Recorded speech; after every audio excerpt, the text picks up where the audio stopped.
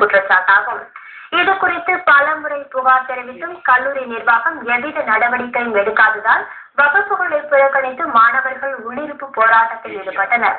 ஆனால் கல்லூரி நிர்வாகம் பேச்சுவார்த்தை நடத்த முன்வராததால் ஆவேசமடைந்த மாணவர்கள் கோவை சாலை மறியலில் ஈடுபட்டனர்.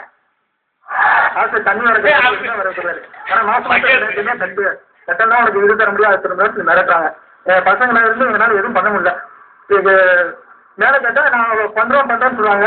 அந்த பிரச்சனை முடிஞ்சதுக்கப்புறம் அதை பத்தி அவங்க எடுத்துக்கவே மாட்டாங்க, பேசவும் மாட்டாங்க. ஒரு போன வருஷம் இதே மாதிரி ஸ்ட்ரைக் நடந்தது.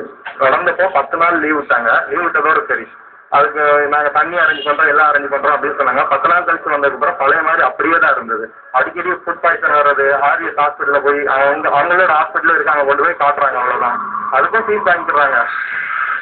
இதனைத் தொடர்ந்து போராட்டத்தில் ஈடுபட்ட மாணவர்களுடன் காவல்துறையினர் சமாதானப்படுத்தி கல்லூரி நிர்வாகத்தினருடன் பேச்சுவார்த்தை நடத்தினர்.